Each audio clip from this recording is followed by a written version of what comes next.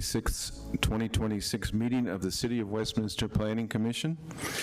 If you plan to speak tonight, please consider signing up in the back of the room. There's a sign-up sheet on the table. At this time, I'd ask for a roll call of commissioners. Commissioner Kinnear? Present. Commissioner Tomachek? Excused. Commissioner Dunn? Here. Chair Bosher? Here. Vice Chair Carpenter? Here. Commissioner Jung? Present. Commissioner Pegg? Here. Commissioner Calling? Excused. Commissioner Morris? Here. Okay, we have a quorum, and Commissioner Morris will be voting tonight. We have no other alternates here tonight, so everyone at the dais will be voting. At this time, I'd like a consideration or a motion to approve the minutes of the preceding meeting. That would be the April 28th, 2026 meeting. And these are corrected minutes. Do we have a motion? I'll do a roll call vote. Right. Oh. But we need a motion first. Is anyone brave? Vice Chair Carpenter. Thank you, Mr. Chairman. I move that we approve the meeting minutes from the previous meeting as amended. And do we have a second? Or do we even need one?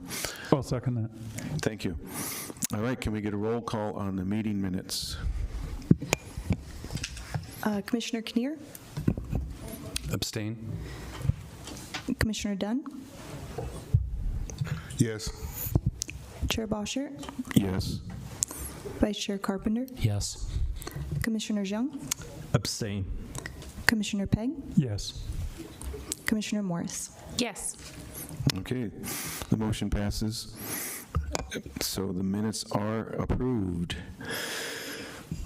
So I would like to open the public hearing. At this time, we have 3 items on tonight's agenda. Item 3A, public hearing and consideration of the ODP for the Academy of Charter Schools athletic field. Item 3B, public hearing and recommendation for an official development plan for Pros Uplands filing number 3, Block 1, Track A, and Block 3. And 3C, proposed updates to the Planning Commission bylaws. Commissioner Boschert, may I speak? Yes. For item 3A, I'd like to make a statement.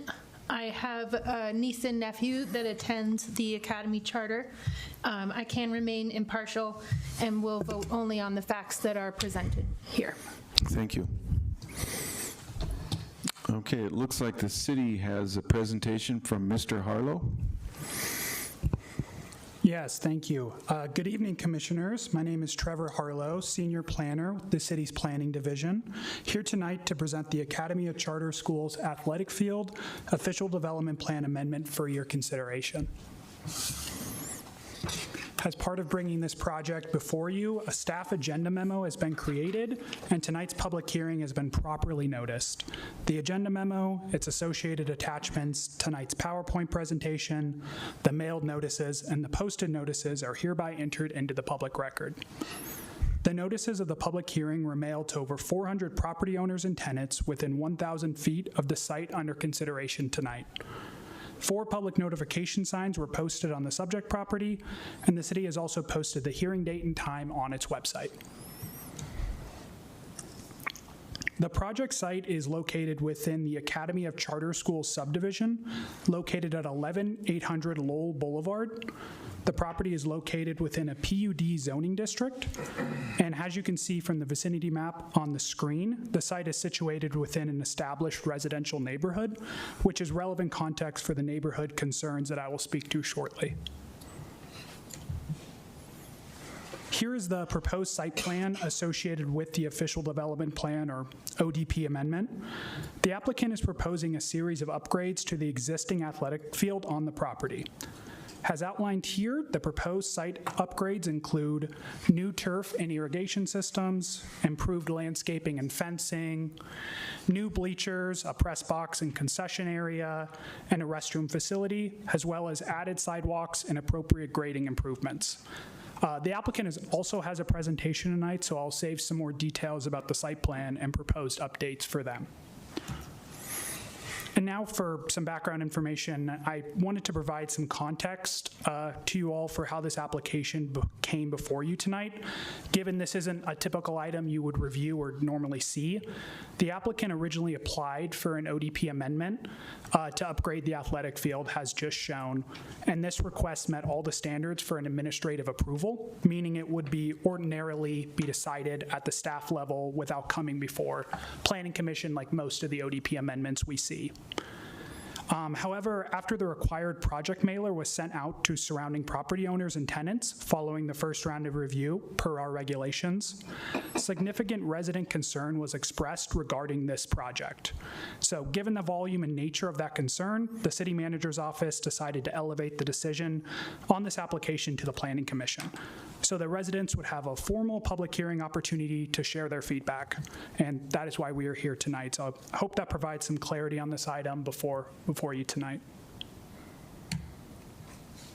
All right.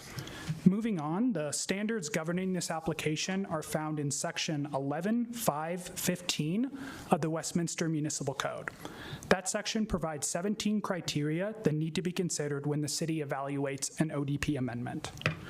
After reviewing the application materials and the proposed improvements, staff did find that the application has met all 17 of those criteria.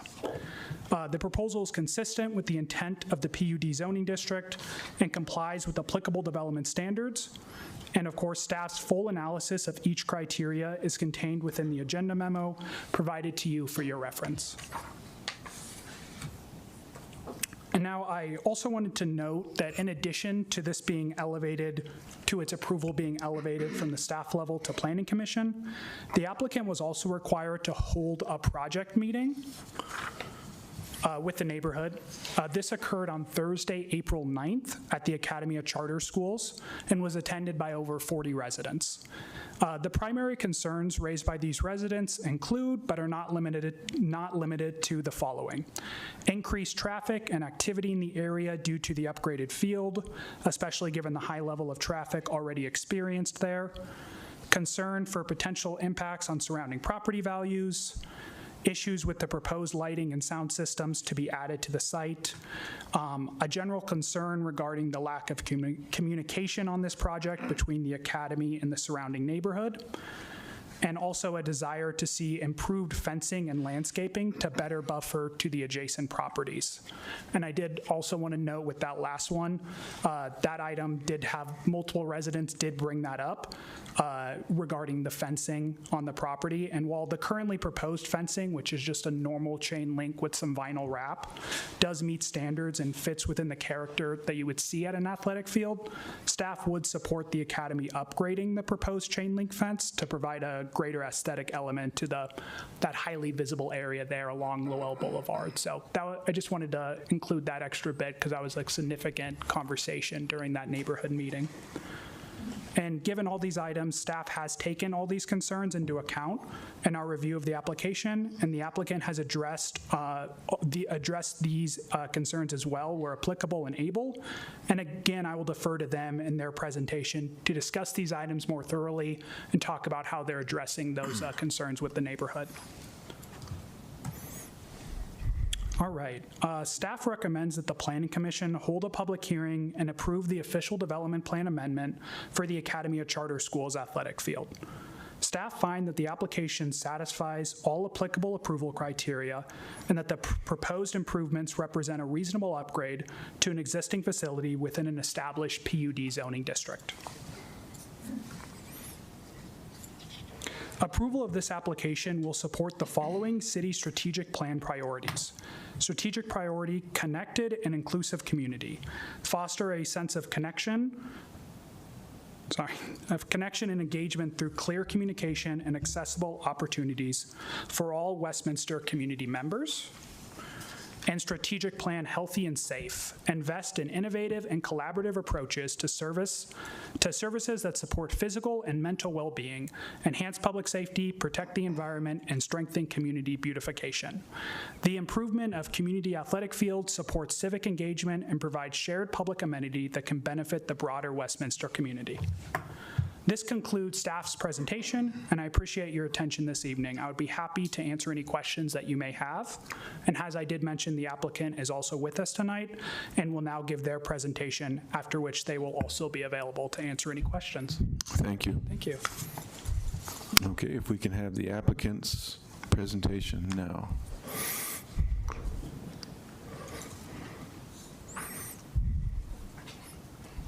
Do I need to turn this on? Is it already on? I'm not sure. I think it is. You can hear me? Okay. Good evening, Commissioners. Thank you for the opportunity to present on our proposed athletics project.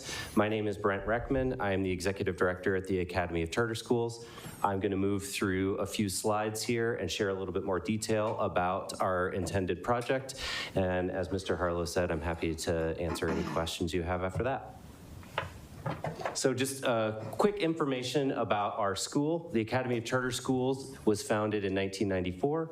We serve students in pre-K through 12th grade across 2 different campuses here in Westminster. We've got about 1,900 students across those 2 campuses, and we are proud to hold a green performance rating, the highest rating you can receive from the Colorado Department of Education, which we've held for many years running. To add a little bit of detail to what you already heard, the project that we are proposing is an upgrade to our current athletic field. We want to transition from natural grass to artificial turf that will give our athletes a lot more opportunities to play through the weather, through multiple seasons. We want to add bleachers and a press box that will give them a better game playing experience and create more opportunities for our students and families to attend home games on our school property. Currently, we have to host quite a few of our home games at other sites because we don't have the facilities to do that on our school grounds, which makes it a little bit harder for our students and families to attend and cheer on their classmates. We also need to replace an aging scoreboard. We are required by code to add restrooms to go along with the additional seating.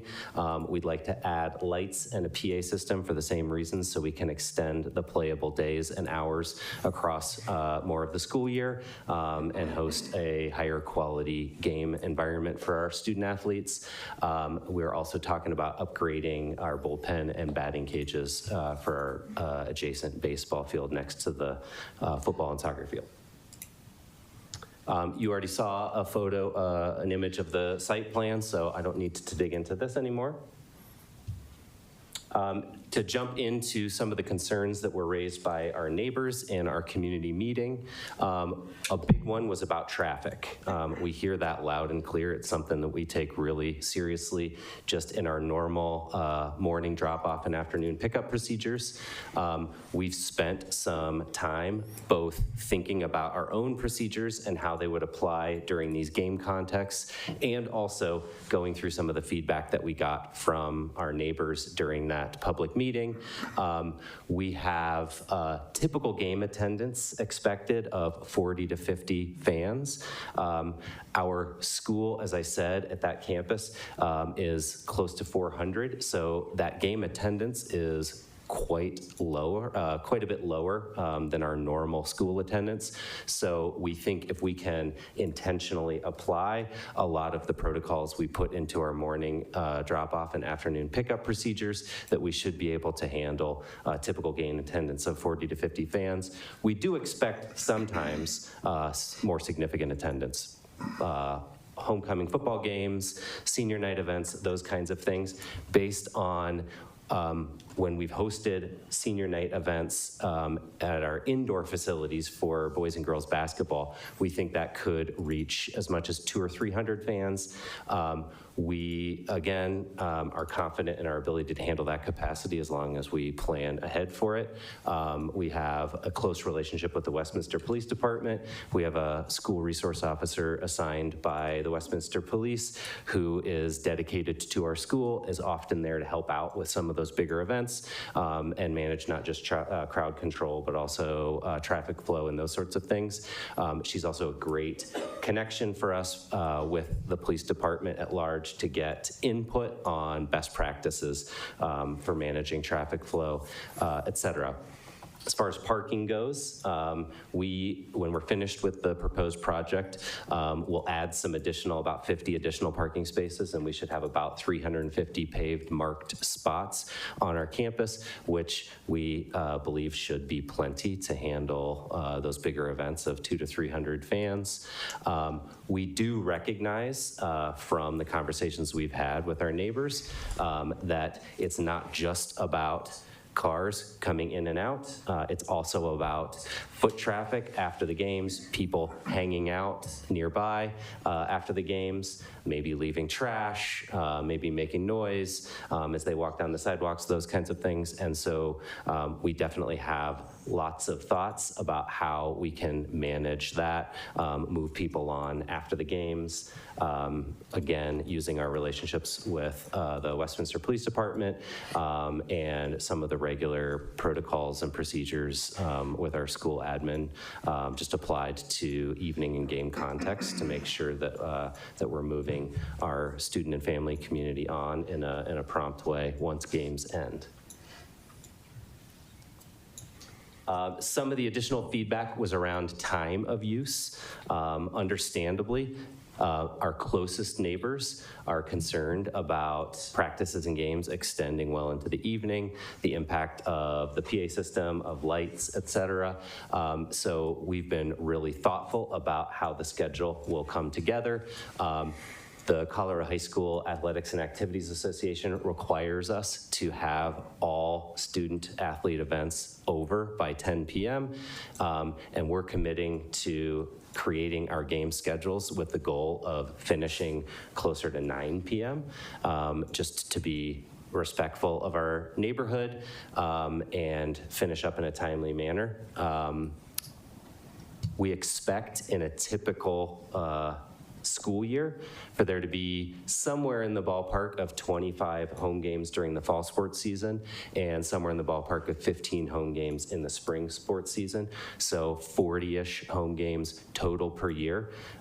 Many of those games overlap. If you can picture junior varsity and varsity games often being scheduled on the same day, we will have fewer than 40 days per year where we are actually hosting games. And it's really only on Friday evenings with home football games that things would extend as late as 9 o'clock or maybe a little after. And in that case, we're talking about maybe 4 or 5 home games per year. We spent some time in that public meeting talking about the impact of lighting on our closest neighbors. We've had a photometric survey done. We feel pretty confident, given current lighting technology, that we can set up a lighting system that's designed not to overflow past school boundaries. We've even took some additional steps to visit nearby schools with similar lighting designs and just double check and make sure that what we're expecting to be the case is actually reflected in current practice. The photos you see up here are photos from Stanley Lake High School, not too far from here, which also has homes very close to the field. You can see some photos of some of those nearest houses there and the difference between the level of light on the field versus turned 180 degrees towards the level of light just 20 feet or so off of the field. Sound is another important one.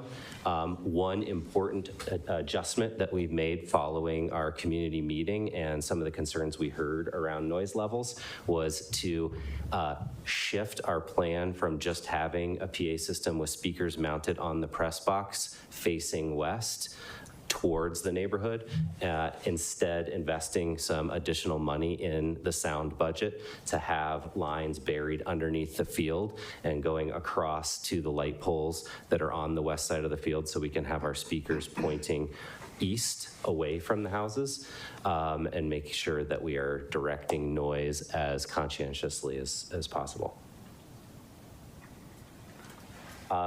The last thing I want to mention before I pause for any questions that you all might have is we've continued our conversations with the community. Personally, I've gotten to know the HOA president since that community meeting. We have followed up more than once since then via email, phone, and even an in-person meeting. We have put together some additional plans for how to communicate better moving forward. That includes things like adding the HOA email to our regular school communications email list. So the HOA is getting regular information, just like our school families do, about school events and happenings, and they're aware aware of when things might be happening on that field. Another example is putting together a feedback system using a QR code that we can post around the proposed athletic field that would give the neighbors a really easy way to snap that QR code, fill out a 2 or 3 question feedback form and communicate with us directly anytime that maybe there are fans after a game leaving litter that we need to go pick up, or maybe the sound system was a little bit too loud that afternoon, and that's helpful for us to know, especially in the early days as we're calibrating the system, so we know that we need to reset the settings moving forward to keep it below a certain level, so on and so forth. I think that covers everything that I wanted to share with you all tonight. So I'll pause there and see if anybody has any questions for me. Thank you. Any questions from commissioners? Vice Chair Carpenter. Thank you, Mr. Chairman. Just a question. I understand the sporting events are going to end 9:30 probably for a football game, but how long after the end of your sporting events do you turn off the overhead lights? That is the simplest method of crowd control. When you want people to leave, you turn off the lights. Absolutely. So yeah, I think the intention would be to shut them off within 10 to 15 minutes of any game ending. Give people enough time to clear off the field, get out of the stands safely, but make sure that they're not encouraged to linger. Okay, that makes sense. And not really a land use thing, but do you have a marching band by any chance that would be making noise? We do not have a marching band, no. Or a pep band or anything? We have a school wind ensemble that shows up to a small number of events like our homecoming game and sits in the bleachers, and will play some pep songs during the game, sitting in the bleachers with their classmates, maybe 2 or 3 games a season kind of thing. Okay, great. Thank you. Commissioner Kinnear. Thank you. I just want to make sure I understand. Currently, there are no lights or speakers on the field or facility? That's correct. Okay. So there are no, like, Friday night late football games later in the season when it gets too dark? Home games? We don't host football home games right now. We play those games at Adams 12 5-star Stadium for the most part, which is part of our desire to build a better facility on our campus to make it easier for our community to attend those games. Great, thanks. Any other questions? Commissioner Dunn. Yes, thank you. I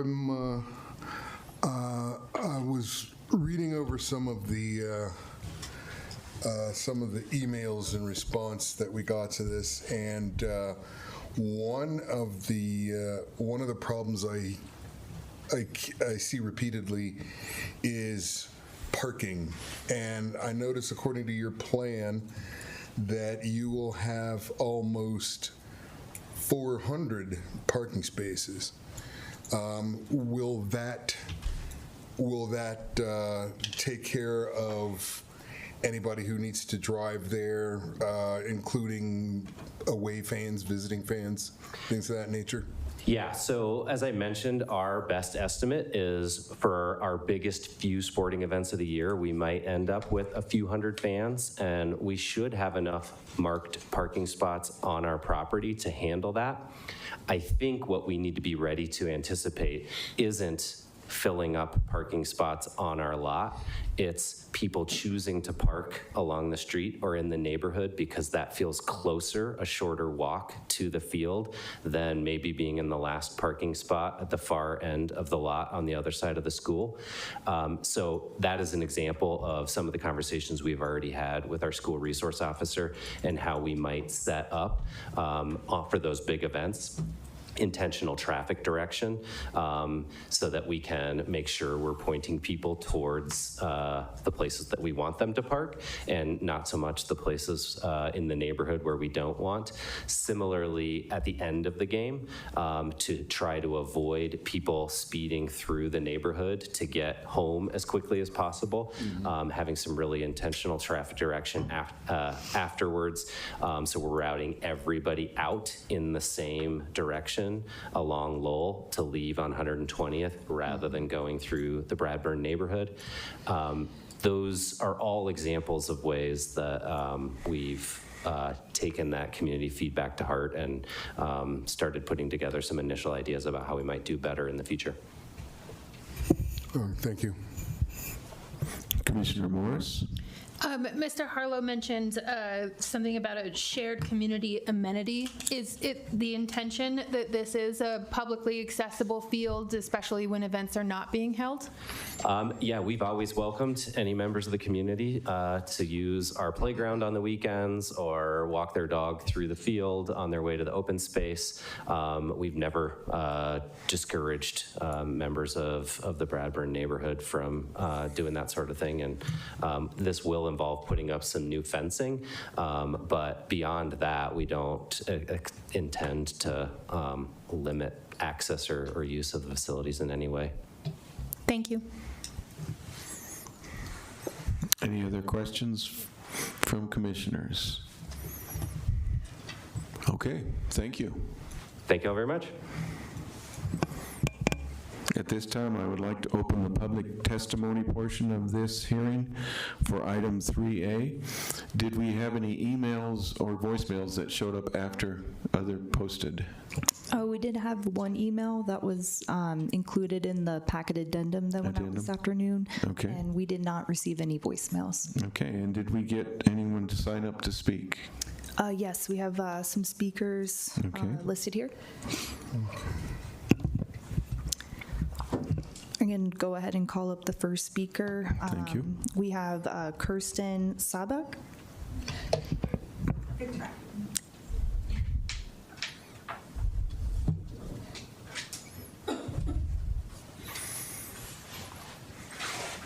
Hello, it's Kirsten Subak.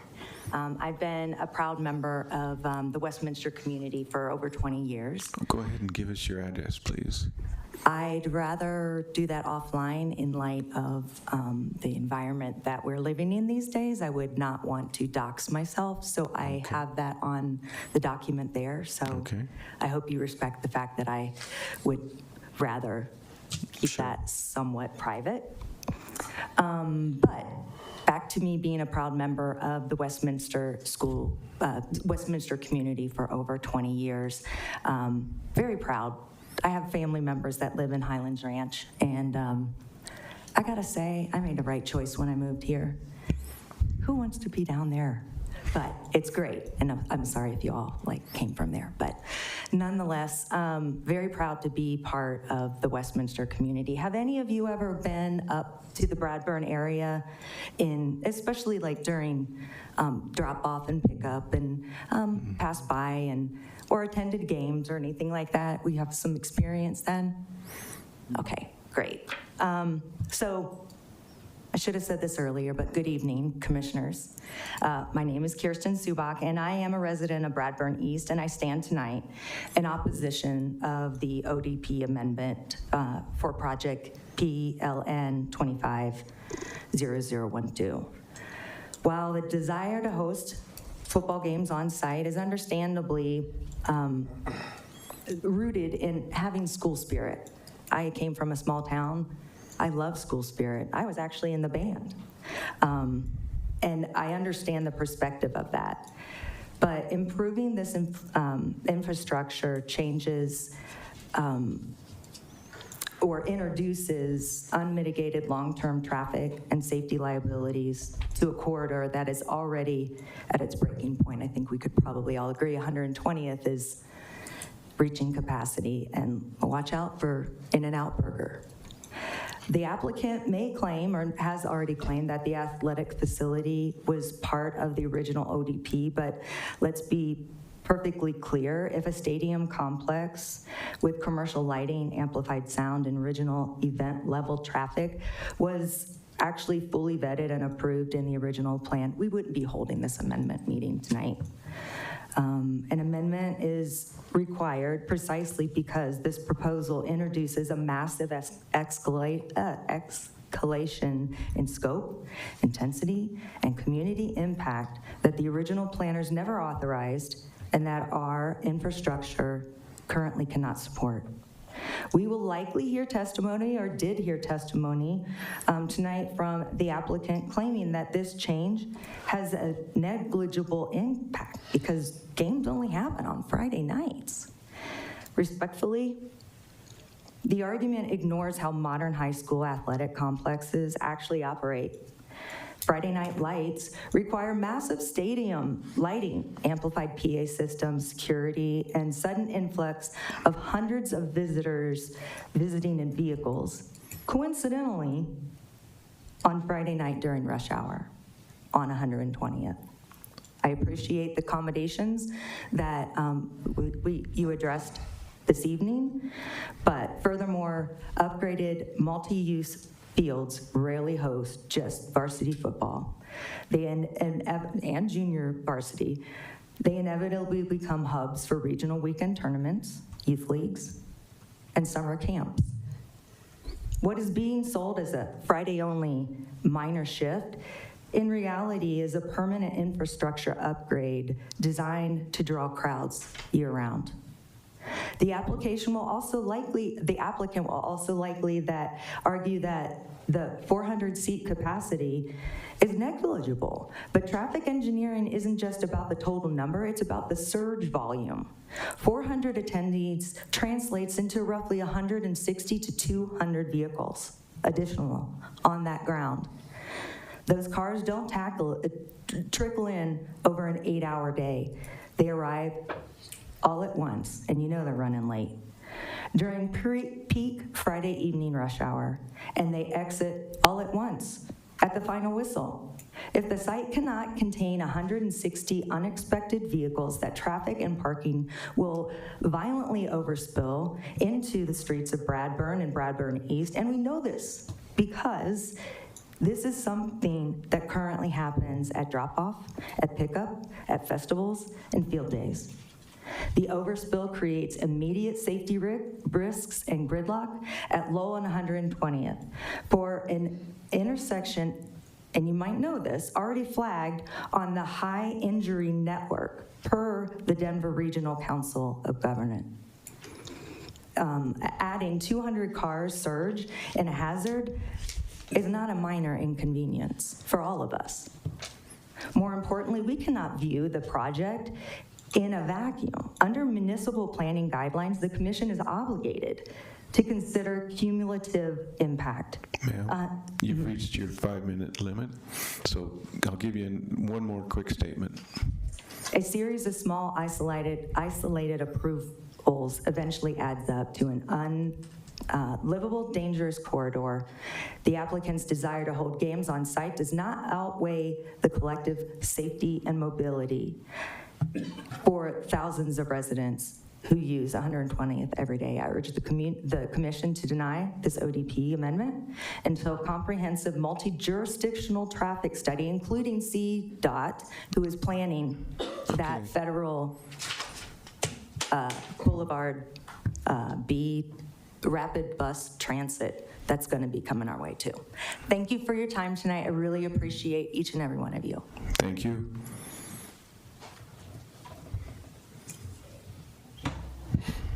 Our next speaker is James Mon.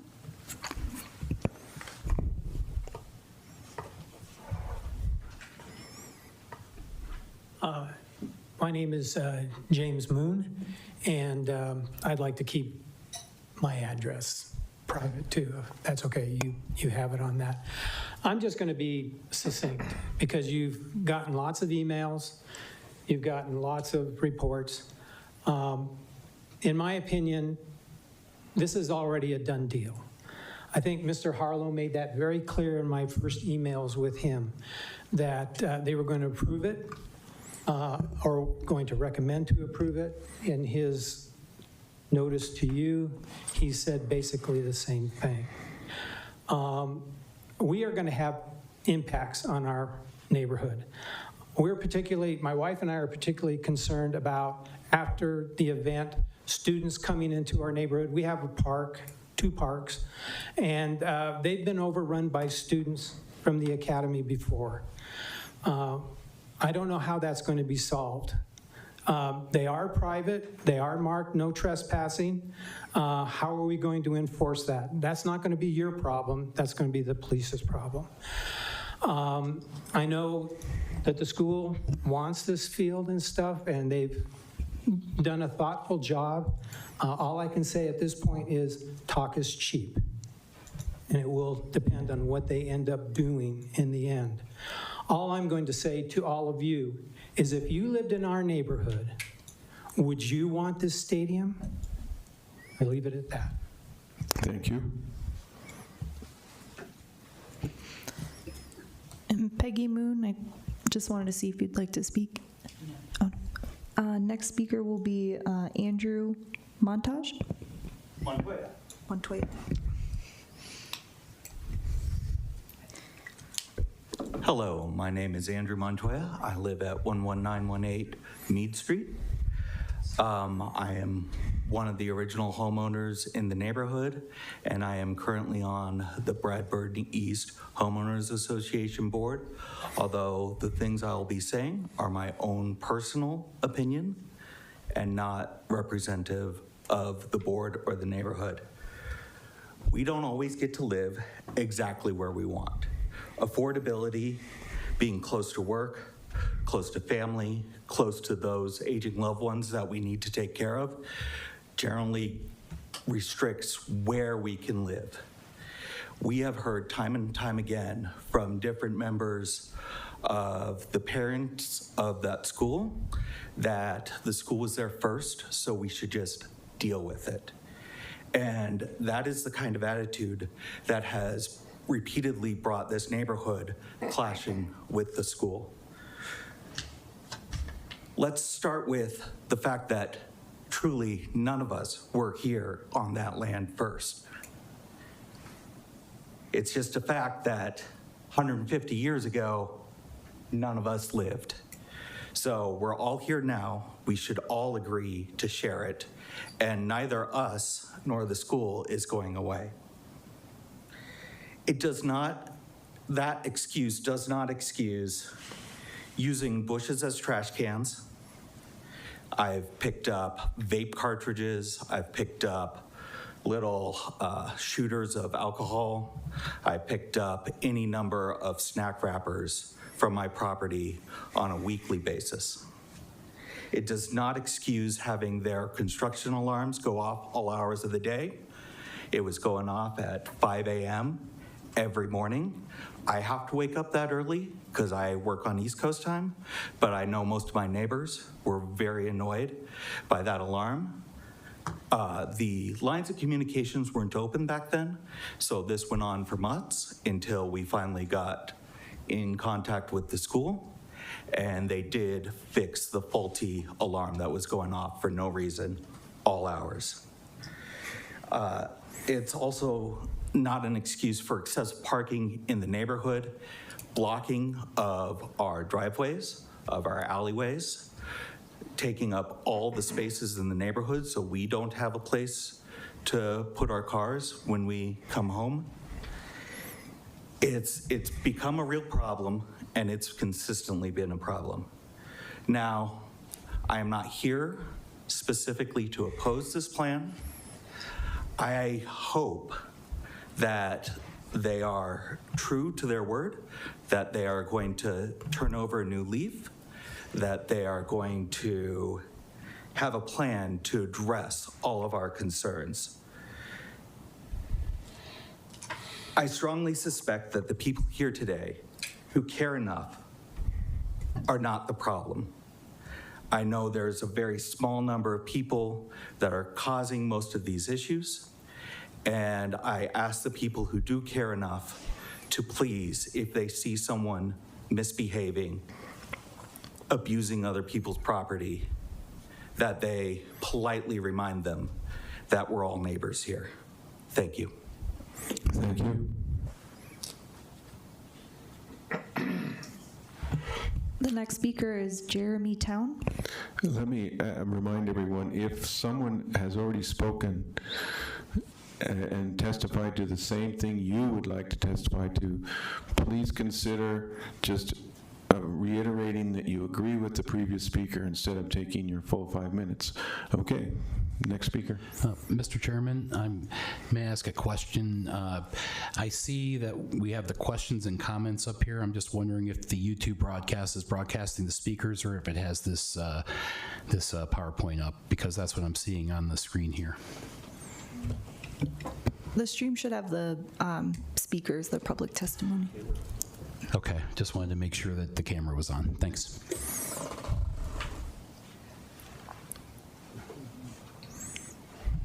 Good evening. My name is Jeremy Town. I live at 11888 Mead Court, and I've been a resident of the Bradburn East community since 2023.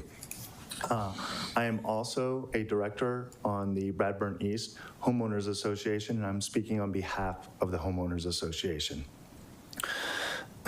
On behalf of the Bradburn East HOA, we respectfully ask the City of Westminster to consider the safety and well-being of our community, including those community members who attend the nearby school, as plans move forward with the proposed stadium project at the Academy. Community safety has been our primary consideration. With the school traffic as it is now, several community members, their families, and their animals have been nearly hit by drivers. I am a pet owner, and I can say I've had more than a trivial amount of interactions with school drop-off and pickup drivers. With the increased traffic and activity expected in the area and the already existing issues we've experienced in the community, we respectfully request the city to consider additional safety improvements at and around the area. Notable areas of consideration include the intersection of 118th and Newton. Specifically, we ask that the city evaluate the installation of a four-way stop at 118th and Newton and/or speed bumps as minimum traffic calming measures to help protected pedestrians, students, and families. We also ask for improved traffic monitoring and enforcement along Lowell Boulevard between 120th and 118th, as well as along 118th Avenue during school drop-off and pickup times. These efforts are essential to ensuring traffic flows smoothly while maintaining a safe environment for children, parents, pets, residents, and drivers alike. We appreciate your consideration and partnership, prioritizing the safety and well-being of our community. Thank you. Thank you. That concludes the speakers on this item. Very good. Any questions from commissioners at this time? Vice Chair Carpenter. Thank you, Mr. Chairman. And thank you all the speakers who came out tonight. Just want to ask a couple of questions here. Now, there was a mention about traffic study. I didn't see one in our packet. Was a traffic study done and submitted on this per the one speakers? No, it was not, and a traffic study wouldn't typically be required for this. There's no change of use or anything of that nature that would require a traffic study. Okay, got it. There was a mention about the parks in Bradburn East being private. Are those truly private, or are they private? Are they publicly accessed, privately maintained? Do you know how those are? Sounds like you are listed. I haven't personally looked at that ODP, but our typical practice when it's not a public park is it's a private park with a public access easement over it so that anyone can use and enjoy the space. That's typical. Okay, thank you. I guess, it sounds like there's just a lot of traffic issues and parking. If there's parking issues during the day, I know living over kind of near Stanley Lake, there's a permit system. Has there been any consideration from the city in putting a resident permit parking system during school hours and events like they do at Stanley Lake? We do have a parking staff in Community Services Department. We don't have anyone here tonight, but typically that would be initiated by residents requesting that designation, and then staff would do an evaluation. Okay. I see him. May I speak to that? I'm sorry, sir, you've had your chance for testimony. We can only, unless the board feels, or the commission feels we can take additional testimony. Chair Boschert, yes, if I may. I'm not sure that you closed the I did not. testimony. Okay. All right, then you've got another chance to speak if you'd like.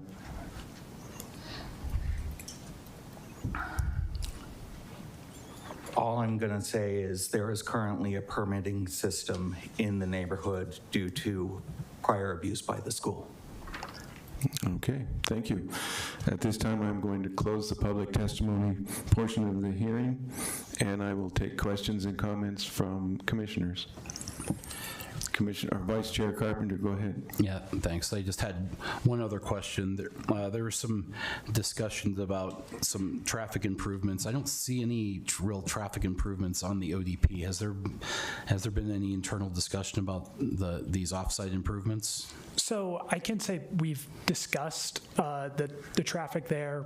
Obviously, there's some concerns there and could merit some improvements. I do want to be clear, though, that an ODP of this scale, it wouldn't trigger public improvements to the roadway. That wouldn't be a standard there. So nothing that would be traffic improvements would be tied directly to this ODP. It's something that our engineering department could look at and consider some improvements there. Okay, so it's really the onus is on the city at this point, regardless of how this motion or this item goes, to try to help mitigate this. Well, I hope, and hopefully can work with the residents and take care of that. All right, that's all I have. Thank you. And I have a quick question for staff.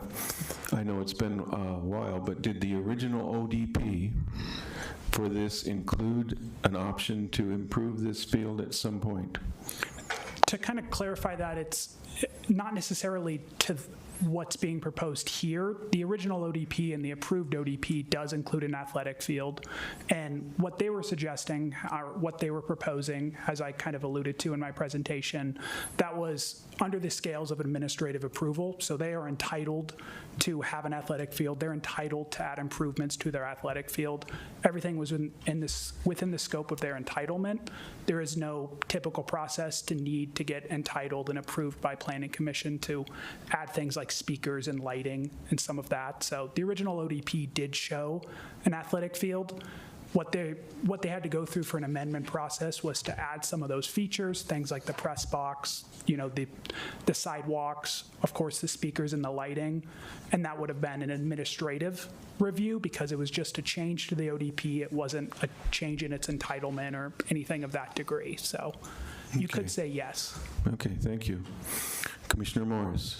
I'd like to get some context as to the composition of the neighborhood, and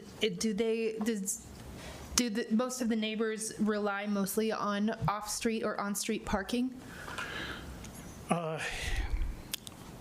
I believe those units have garages. I don't know to what scale, though. We would have to look at their approved ODP. That's not something we had done.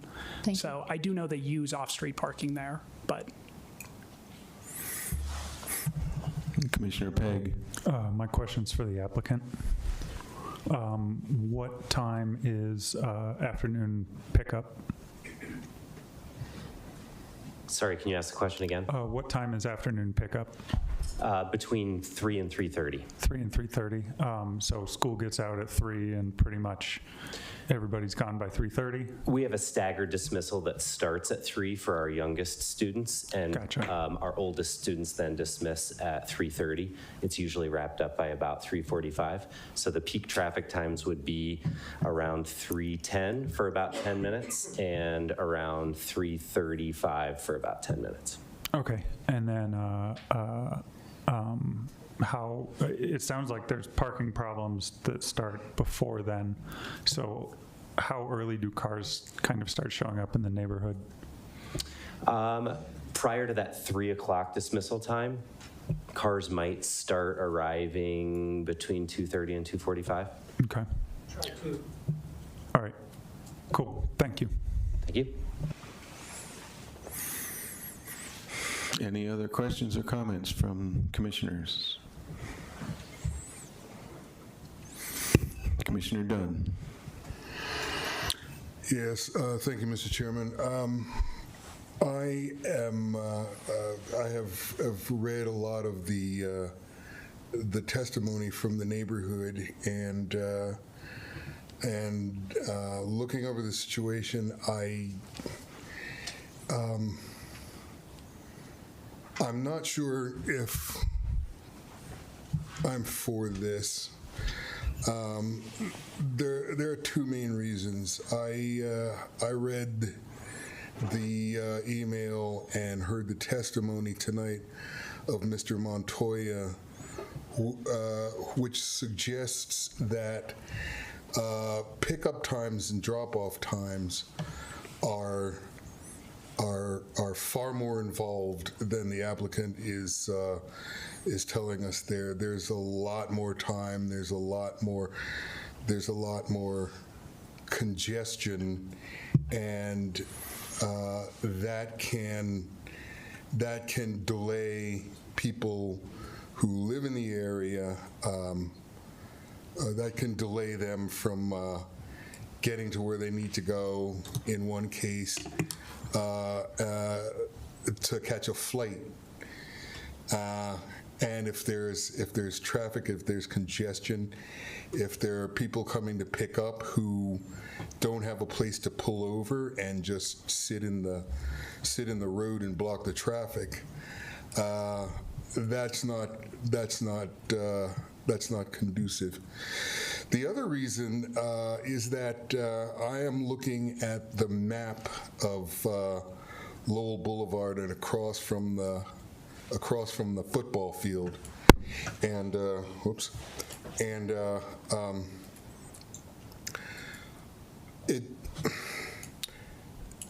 when the applicant says that they are going to put the loudspeakers across the field so that the sound will be broadcast back to the east, that's still, well, the loudspeakers are going to actually be closer to the houses on Lowell Boulevard, and regardless of where they're pointing, they're going to make noise. I just think that there are some issues that need to be resolved before we can go ahead with this. That's my comment. Thank you. Okay. Any other comments, questions? Okay, then let's get Commissioner Zhu. So I am conflicted with this proposal,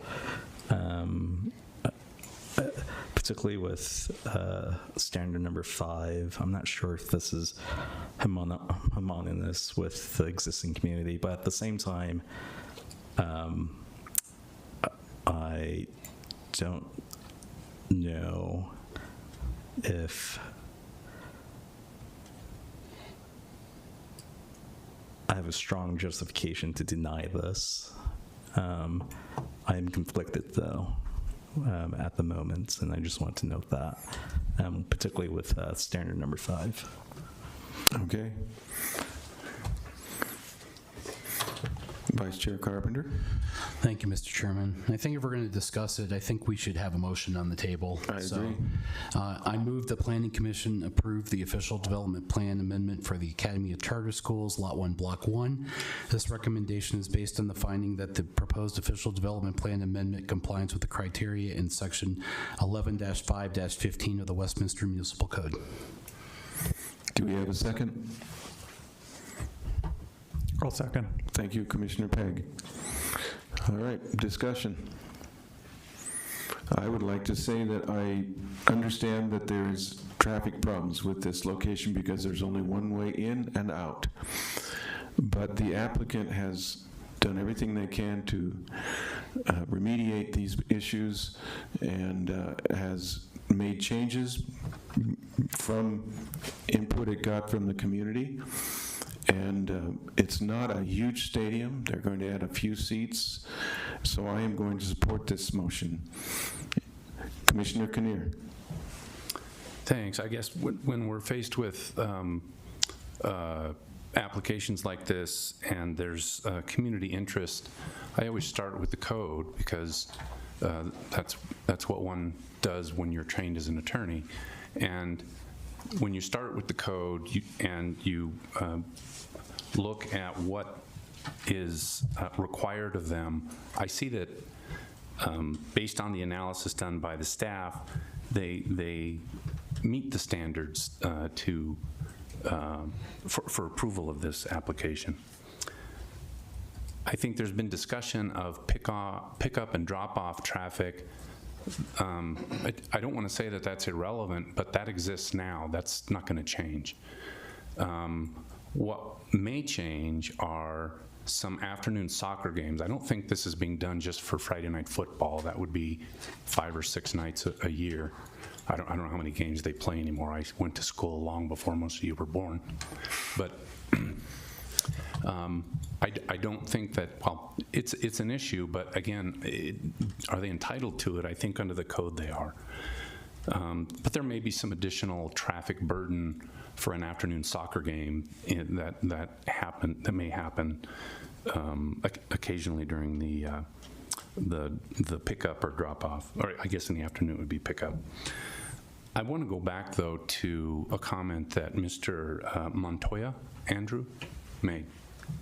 And I really appreciated it. And for me, it highlights, as a mediator, I really appreciated what you said, that when you had a problem with the siren, I think it was a siren, was what I wrote down. You contacted the school and they took care of it. And overall, from 30,000 feet, I think what they're doing is that they're responding to comments so far. And if they don't follow through on that, I think what the community needs to do is talk to the school and say, you said you were going to do this, you were going to have more police officers, you were going to do whatever it is. Have conversations. And if there's a problem that arises that doesn't exist now, have a conversation. So those are my comments. Okay, thank you. See, we've got another comment. Yeah, so I know that staff indicated that this project does not trigger a traffic study or traffic improvement, but I do want to note, if possible, if the city's inclined and they have the capacity to work with the community members to see if a traffic study can be done and improvements as listed by some of our community members listed, particularly I think Newton and Lowell. I think those are the cross streets. So again, I understand that this project does not trigger that, but if the engineering department has the capacity, I implore the city to work with the community on that. If there is no further discussion, I will ask the secretary for a roll call vote. Commissioner Kinnear? Yes. Commissioner Morris? Yes. Commissioner Dunn? No. Chair Boschert? Yes. Vice Chair Carpenter? Yes. Commissioner Zhang? No. Commissioner Pegg? Yes. Okay, the motion passes, let's see if I've got my math correct, 5-2. Correct. So, all right, thank you for your input. We appreciate it very much. So we are moving on to item number 3B. I will open the public hearing on item 3B, recommendation of an official development plan for Pros Uplands Filing 3, Block 1, Tract A and Block 3.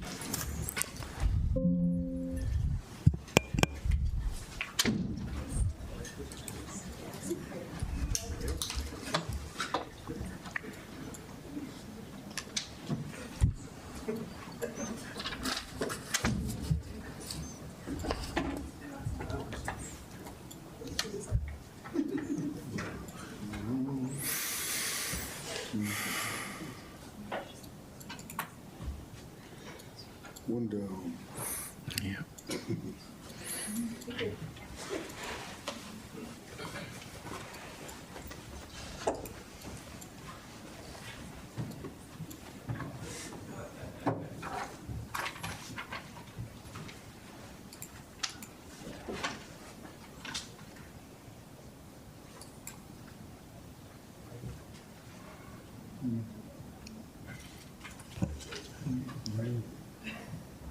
right, good evening, Commissioners. My name is Reb Batesel, Senior Planner with the City's Planning Division, here to present the Pros Uplands Multifamily Official Development Plan for your recommendation.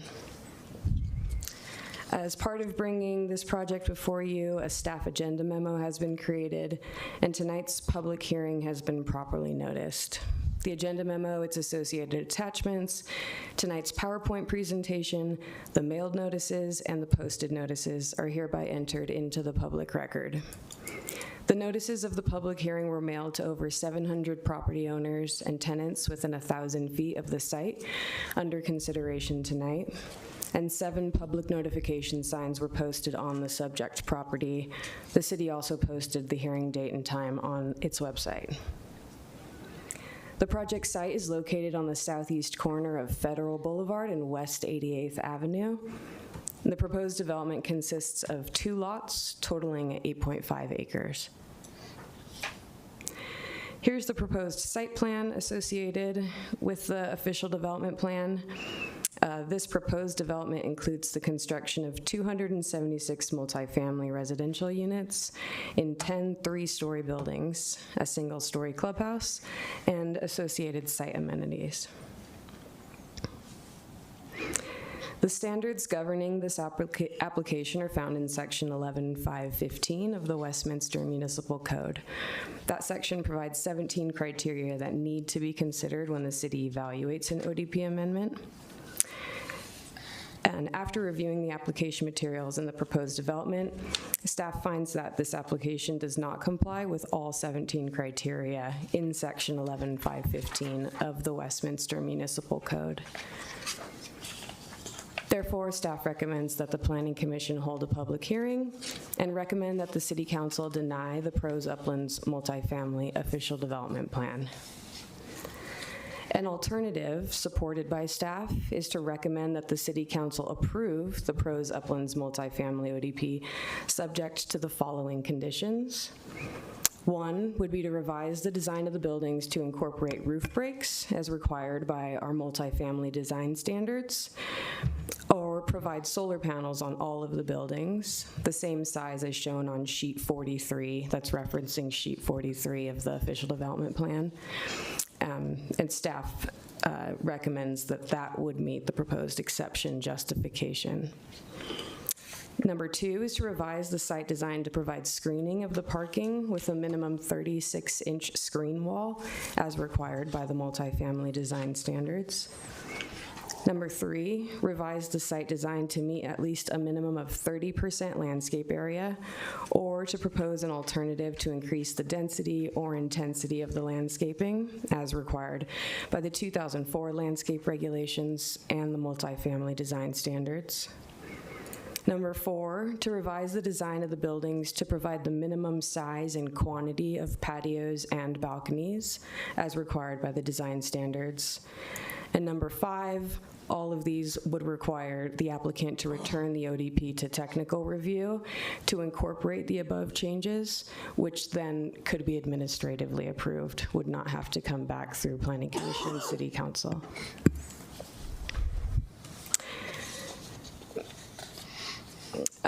Staff finds that this application will support the following city strategic plan priorities. Strategic priority 1, opportunity to thrive, to promote affordable living and stable housing, access to services, and connected neighborhoods that foster access to opportunity and prosperity.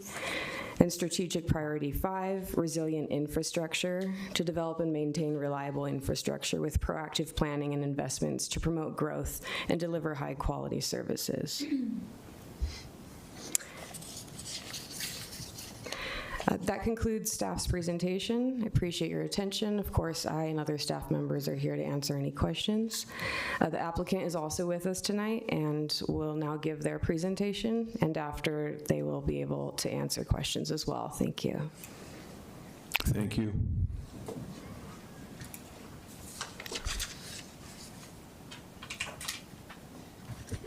Hello, Commissioners. My name is Ellie Reynolds. I'm here for the applicant tonight, and I'm joined with my team behind me, Andrew Farley, the Development Director, and Andy Clay, the Managing Director of Alliance. So thank you for giving us the opportunity to do a presentation before you tonight on really why we believe that this project is the right fit for your city. While there are some conditions that we've made throughout the process, we'd like to talk to you about why we made those conditions. Next slide, sorry.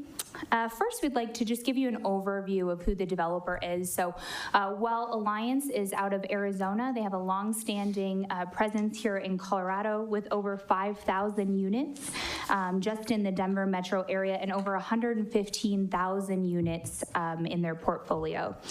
So while they are a large organization that has a lot of experience, they're also very local, and the team is local here today. Next slide, please. Really, our goals with this project were to be able to provide the city what they're looking for when it comes to housing, which is that attainable workforce product that is so desperately needed. This would serve really that missing middle right now that we don't see available. We've also created a pedestrian-oriented residential community with integrated amenities throughout the site, as well as incorporated efficient site planning, structured parking, and have also delivered the city over 276 units to get to its housing goals, while also meeting some of the design goals that are requirements in the city. I'd like to first start with, we started this process with the city over a year ago today, and that's really important context about why we're here tonight asking for this. Ultimately, in May of 2025, we came to the city with a site plan in over 288 units and had to create significant changes to the design to be able to deliver this missing middle product. Next slide, please. This is the site. I know that Reb talked about it already. It's on the southeast corner of West 88th and Federal Avenue in the Uplands Master Planned Community. We believe ultimately this is a perfect product for that site, which has sat vacant for over 10 years. So would really be the right thing to develop in that area, especially consistent with your planning. Next slide, please. The next one we have here is really just to describe what Reb did, which is the cohesive plan and zoning consistency here. Ultimately, this would provide you that high density housing that you're looking for in that area, as well as adjacent to some of the transit commuter rail that you're all looking for to be able to connect into that high density housing. And it would also locate with pedestrian and bicycle infrastructure connectivity throughout that area, really creating that catalyst for that Uplands area. Next slide, please. Overall, we've talked about the amount of units from where we started to today. What you'll see in front of you today is a project overview or a site plan with 276 attainable apartment units. Really what we're saying when we're saying that is that the rents will start at about $1,600, which is really under that 70% threshold right now for AMI in the Denver Metro Adams County area, with a mix from what we originally came in based off some of the city's feedback about what they'd like to see. So you can see there's a great mix there between studio, 1 bedroom, 2 bedrooms, really trying to create an affordable project for the area. Next slide. Slide. Oh, is this the next one? Sorry, site plan here. So we kind of talked about creating the walkability. You can see in the middle there some of the amenities that will be served in this area. We have a park there, the clubhouse that will be there, screened-in building and landscaping. We are centrally located with some open space and residential amenities. Important to note that we did the downward directed site lighting, as well as installed the solar, which is required through the city, as well as electrical vehicle charging parking stations for the residents there. Next slide. Ultimately, this is the design that you've seen throughout the metro area come out of Alliance. It's really that farmhouse architecture. You can see the balconies on some of the sides of these. It's that contemporary farmhouse, 3-story and a muted palette. Next slide. We talked about the community benefits a little bit. Besides this really being a great housing project for that area, which is really what the comprehensive master plan calls for in this area, it also would come with a pool deck, clubhouse, lawn, a playground, a seating area, and a dog park. And also just the landscape design that we've worked with the city was we've added much more landscape than we initially had came in with, creating those really strong buffers around, and you can kind of see that on the site plan. It's important to note that we also changed some of the parking, which we had initially came in and tried to utilize some off-street and have moved that in-site.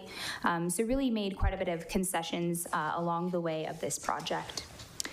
And as far as our neighborhood outreach, we, as Reb talked about, we posted and we did have a neighborhood meeting on October 22nd of last year, and we had one person in attendance, all positive feedback from the community. The one person that was there wants to see it developed, right? Right now it is sitting vacant and wants that housing solution.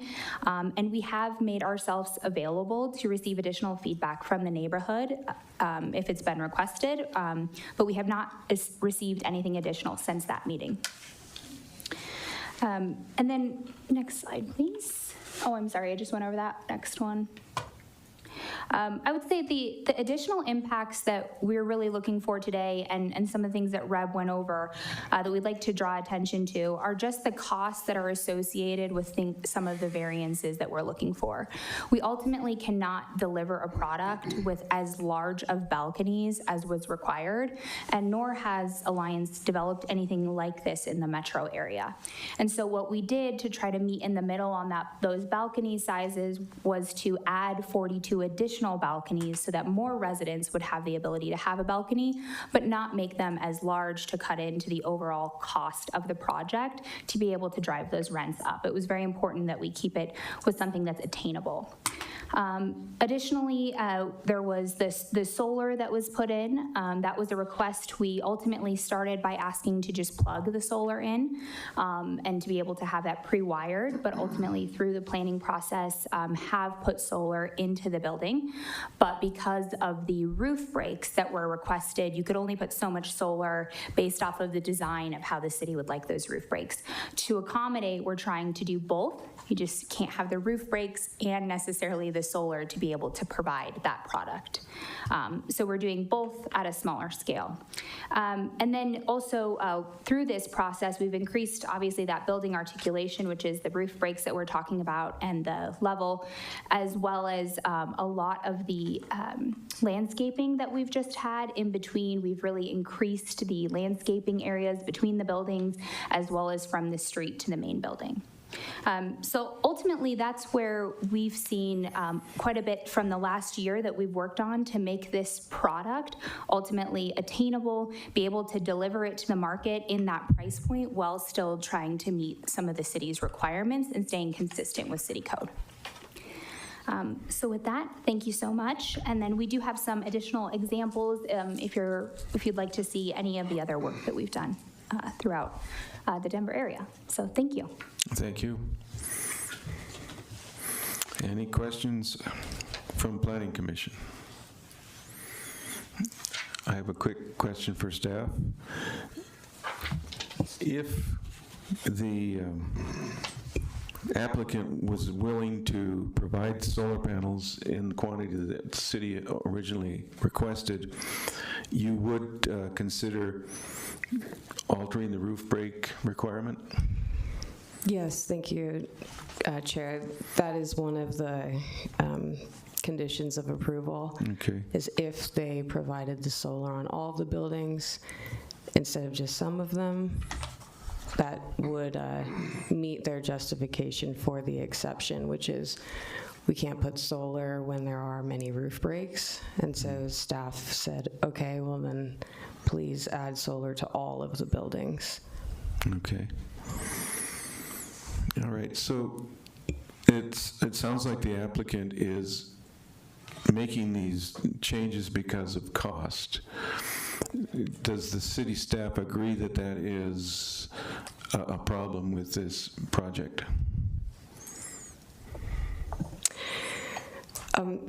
Cost as always comes into play when we go back and forth with comments and corrections.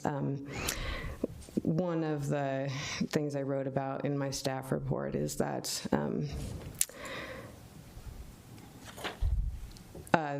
they cite increasing much-needed housing diversity and reducing cost as a justification for these exceptions.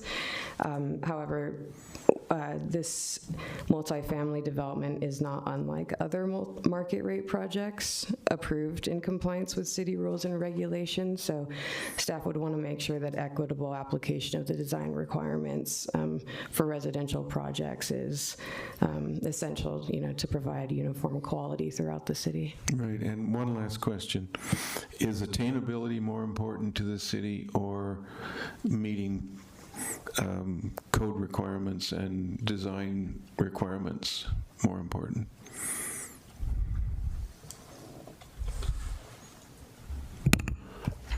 In our experience and with recent multifamily projects, we don't think those goals are at odds. Okay. There's 2 affordable projects adjacent to here that did not need this number of exceptions. Okay, thank you. Looks like Vice Chair Carpenter, you had a comment? Changed your mind? Well, I will have a couple of questions. I guess, well, we do see a lot of things with design exceptions because of the state of our code, and that's what the Unified Development Code is going to hopefully stop having so many exceptions. But I guess my first question is a why question. Why has staff recommended opposing this versus recommending the alternative motion that was provided in there to revise the buildings with the roof breaks or provide the solar panels, the site design, all that? Why has staff recommended denial instead of the alternative motion? Thank you for your question, Vice Chair. It's one or the other. So essentially, we're recommending them. We have the same level of recommendation. Either do not recommend City Council approve as is, or recommend City Council approve with the conditions outlined before you. Okay, so you're really not recommending denial. You're recommending one or the other equally. Okay, got it. That kind of changes the tenor of things a little bit.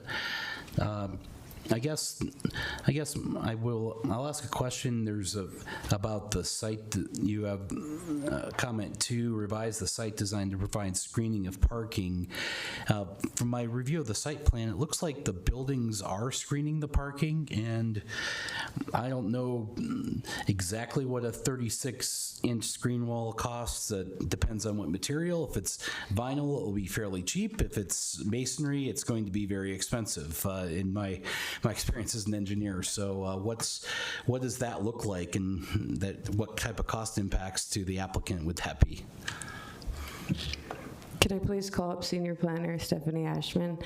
She's our Senior Planner of Landscape and Conservation, and I coordinated with her on drafting these conditions of approval. Hi, thank you. Nice to see you all. So for the parking lot screening, in most of the instances on the plan, the parking lot is being screened by buildings. However, if you look at the site plan and see the parking lot adjacent to the eastern property line, that's where the screening does not occur. And there's a minimal area to be able to screen it with landscape properly. So the suggested remedy for that outcome would be to have a screen wall. And the screen wall would be somewhere of that 36 inches in height or so, enough to be able to screen in most cases, the light from parking vehicles, so the headlights coming in. We also typically like to have our parking lot screened with landscape berms and increased landscaped area. And there's just not enough space in the shown location on the site plan. Yeah. And what was the material of that screening fence? In instances where we have approved or negotiated that outcome, it's a masonry screen wall, sometimes with an Allen block split-faced type of wall, which is a concrete block wall. There's been other instances where you can do a brick veneer, you can do a brick wall itself. We can be pretty flexible with taking a look at how those materials relate to the other materials applied on site for cohesiveness.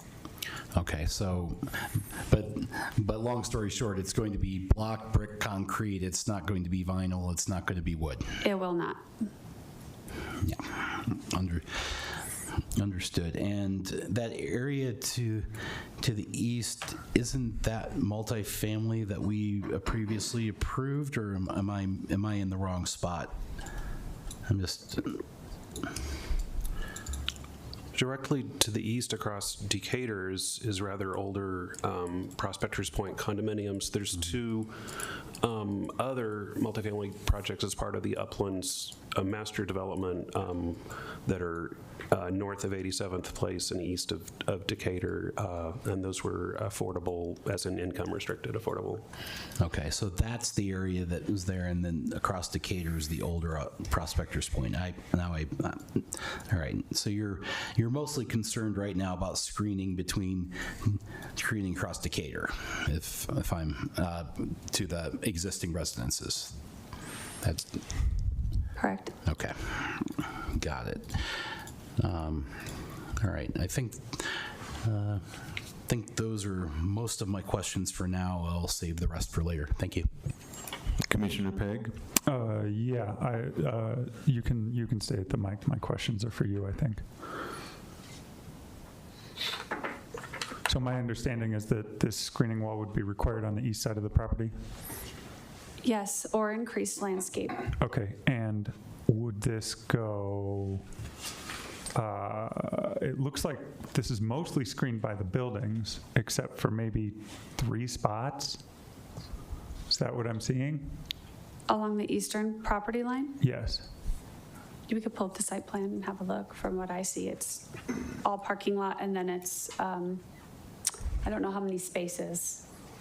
Well, isn't that street parking on Decatur?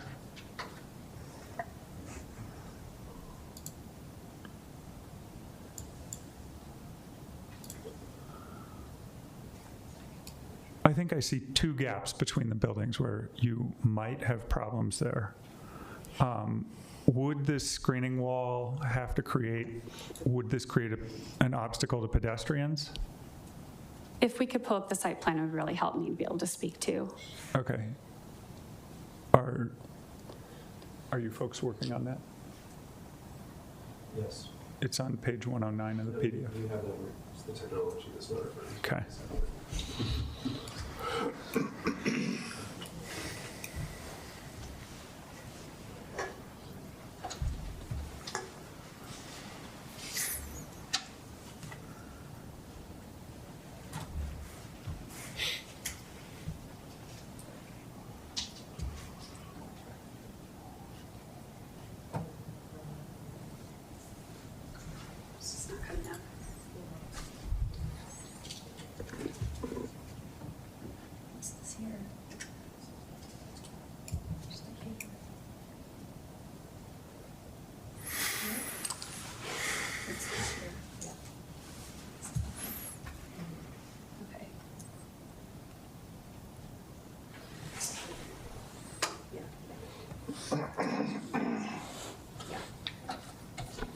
Okay, so do you all have access to taking a look at the site plan? Yes. Okay, thank you. So you'll see that top portion of the property.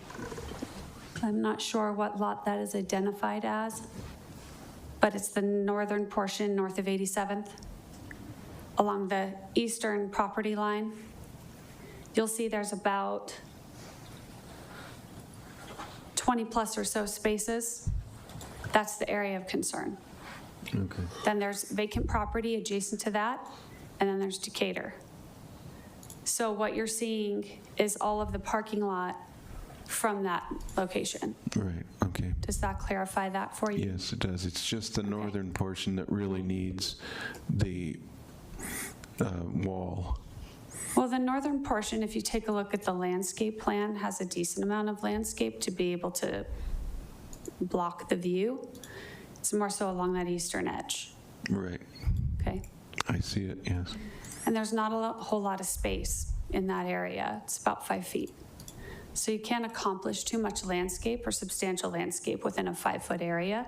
If you're trying to go for mature trees, you can go with hedges. Berming in an area that's small is not necessarily something that's going to be achievable or substantial to accommodate the regulation. Right. So is my understanding that the screening wall would only be required north of 87th?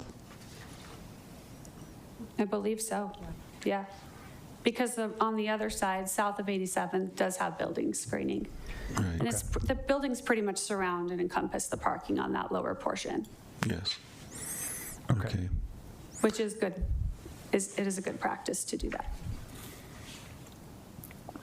All right.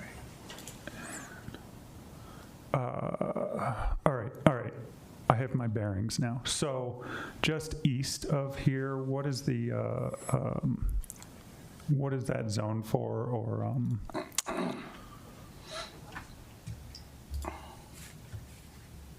where is it? Sorry. Just east of the site. Just east of the northern portion of the site where the screening wall would go. That's Uplands, filing 3, block 2. Okay. Which is currently has a project called Overlook at the Uplands. It's a it's the affordable development. Okay. And then just south of that is that Prospectors Point development. Right. Okay. Great. Thank you for that information. My concern here is that a screening wall would block pedestrian access between those two. So if your kid, for example, made a friend in the development next door, a screening wall would impede them going to meet each other. So if it were to be proposed on the application as requested, we would ensure that the connections would occur safely where people could cross, that would align with sidewalks, parking lot islands, medians, things that would be able to continue a safe pedestrian walk And through I property. appreciate that. What you said about the south side not requiring a screening wall. That's great. But because this has the potential to connect people to each other, which I think I may be conflating the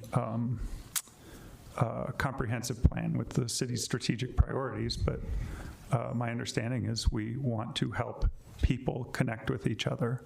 I think a screening wall like that would get in the way. I have my own personal experiences with that make me loathe screening walls, but this isn't really the place to go into detail on that. Landscaping could also be an acceptable alternative, provided that there's enough area to accommodate, and stepstones through that area would be able to achieve what you're asking for. We've done that in other instances on site plans that we've approved. But your objection was that it's only 5 feet wide. It would be hard to accomplish sufficient screening in that space. Correct. They're also under their landscaped percentage as well on the site. So increasing the area would also help achieve increasing their landscape percentage as required per our code. If I might interject here, looking at the plan, there is an area where an opening in the fence could be put that would not interfere with its use as a block for headlights.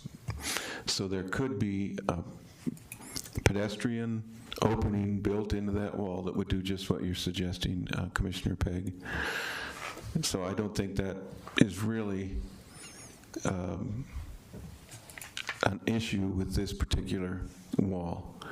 I think if they built it to block what they're trying to attain here is blocking headlights from cars,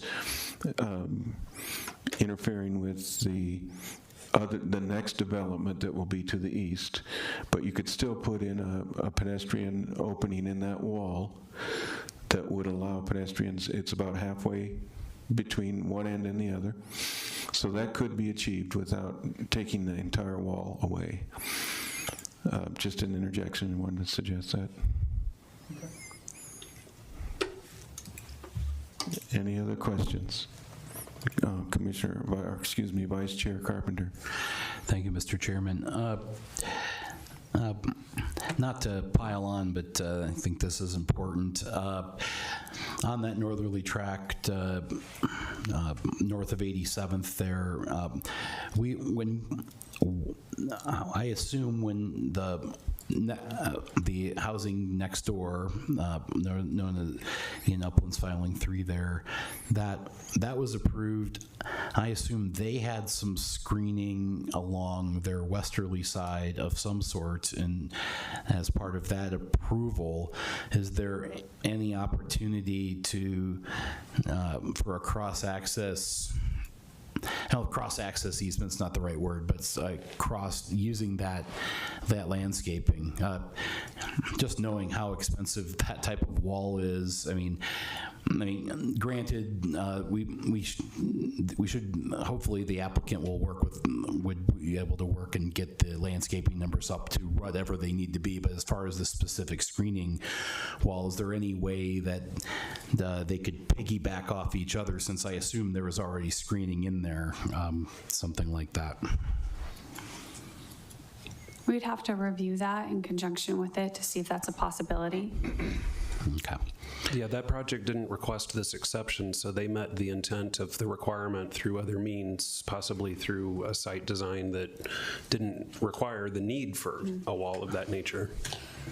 Right. Okay. Yeah. And well, we still haven't had public testimony, so I probably should hold off asking those questions after that. I agree. Thank you. Thank you. Thank you. At this time, I'd like to open the public testimony on item 3B. Did we have any emails or voicemails? We did not receive any emails or voicemails on this item. Okay. Do we have anyone signed up to speak? Yes, I do have a few speakers. Okay. I'll go ahead and call the first speaker up, Chris Strong.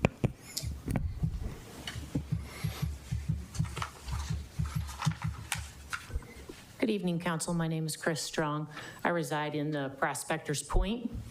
I appreciate the opportunity to speak tonight regarding the requested exceptions for the upland multifamily development. I really respect the developer's goals and understand that every project involves balancing costs and design. However, these exceptions collectively reduce the long-term quality, beauty, and livability of our community. There's a couple of specific areas that I'd like to address. First, it's the developer in regards to the reduced landscaping. The developer requests reducing landscaping from the required 40% to a mere 20%. People live in Colorado because of the beauty of our environment and outdoor spaces. Landscaping is part of the quality of life in Westminster and Colorado. Reducing landscaping by half lowers the overall quality and character of the development. Mature landscaping improves property values, walkability, shade, and community appeal. Westminster should prioritize long-term beauty and livability over short-term developer cost savings. Why of all areas would the city consider compromising here? I request that no exception should be granted in this area. In regards to the continuous roof ridge line, a continuous roof line creates the appearance of a large, sort of box-like structure, almost warehouse-style buildings. The design lacks architectural variation, visual interest, and curb appeal. Westminster has an opportunity and an obligation to encourage attractive, thoughtful development that enhances property values and community identity. We should not compromise aesthetics for a solar plan that is not continuous throughout the entire development. In regards to the patio and balcony exception, the developer proposes adjusting the quantity and size of patios and balconies. This proposal feels like a trade-off on paper rather than a meaningful improvement for residents. In Colorado, outdoor living space matters. Residents want usable patios and balconies where they can comfortably sit dine, relax, and spend time with their family and pets. Smaller outdoor spaces may technically meet requirements, but they reduce quality of life and value. Most residents would likely accept some architectural repetition before sacrificing functional outdoor living spaces. Developments in Westminster and Colorado should reflect the outdoor lifestyle residents really value. I respect developers seek efficiency and cost savings. That's understandable. But this project is not just an investment opportunity. It will become part of our community, our neighborhoods, and our daily lives. Westminster should expect development that strengthens our city for the long term, not projects shaped primarily by exceptions and reductions. Our residents deserve thoughtful, attractive, functional communities, and I urge council to deny these requested exceptions. Thank you for your time. Thank you. The next speaker, wanted to see if Tristan Murphy wanted to speak. Well, I have Andrea Pham.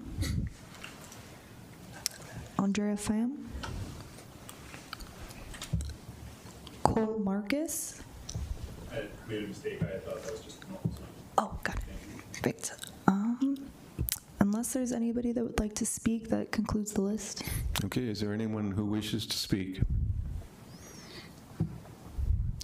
Seeing none, I will close the public testimony portion of the hearing, and we will either entertain a motion or we will discuss this with questions and comments.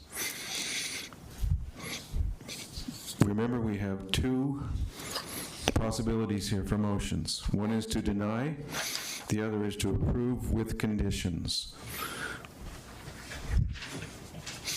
Commissioner Kinnear.